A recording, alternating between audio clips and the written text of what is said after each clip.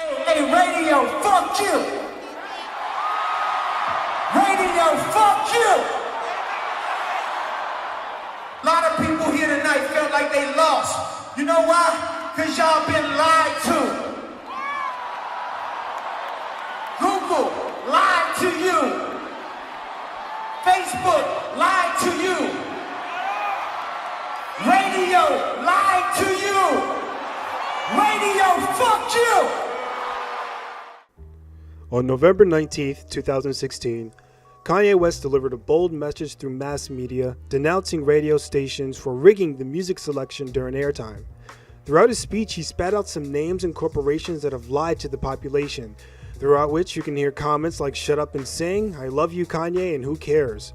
But West did mention two particular companies, Google and Facebook, claiming they lied to you several times, and he showed support for Donald Trump as well, saying he'll take his lead. What is West really saying here? And more importantly, just how have Google and Facebook lied? Putting the two together, I did research on whether Google and Facebook have paid taxes, since that seems to be the biggest ordeal with Trump these days.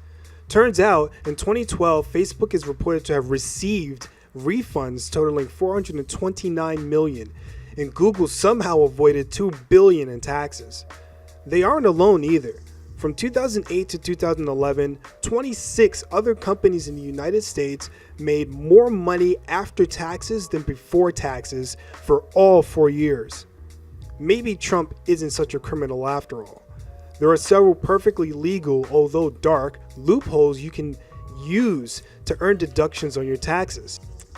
You can deduct your house's mortgage from your taxes. You can deduct business losses, have deductions for yachts and luxury buses, and offshoring United States jobs. Trump actually fired back at Hillary, saying, "After years of failure, she complains about how I've used this law of the country to my benefit." Then I ask a simple question: why didn't she ever try to change those laws so I couldn't use them?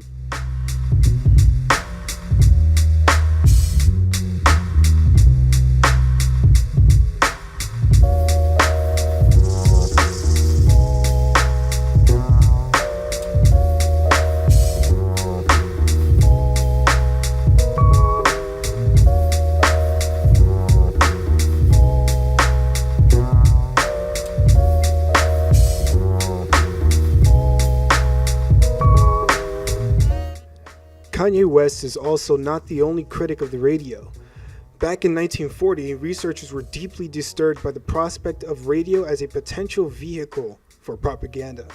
Two sociologists, Robert Merton and Paul Lazarfeld, threatened that mass media can cause narcotizing dysfunction, which is a media-induced state of apathy in which people are content to know rather than to do. Another critic, Theodore Adorno, claimed mass media promoted crippling conformity and called it junk culture. Basically, viewers of media are overloaded with useless knowledge at a very rapid rate, unable to process everything on a conscious level. In many cases today, people have opinions about subjects and ideas that they have no true knowledge or experience of.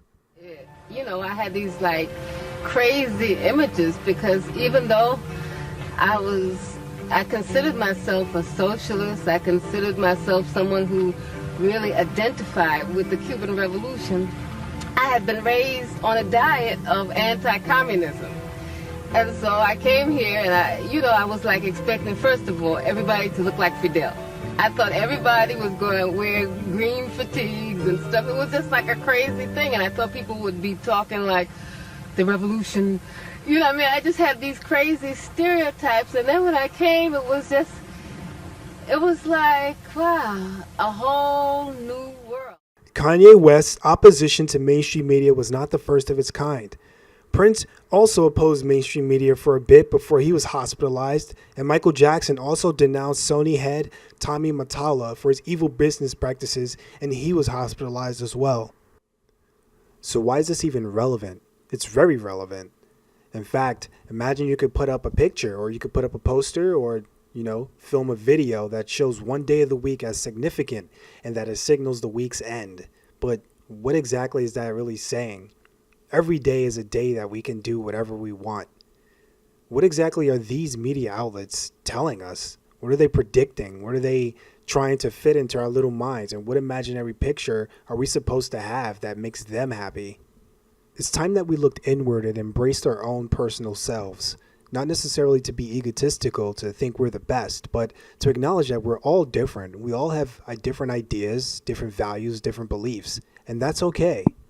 If we're going to make the world a better place, we're going to have to embrace our own identities, embrace where we came from, and not be ashamed enough to conform to just what mass media says. Thank you for watching. Hope you enjoyed it, and hope it sparked some curiosity.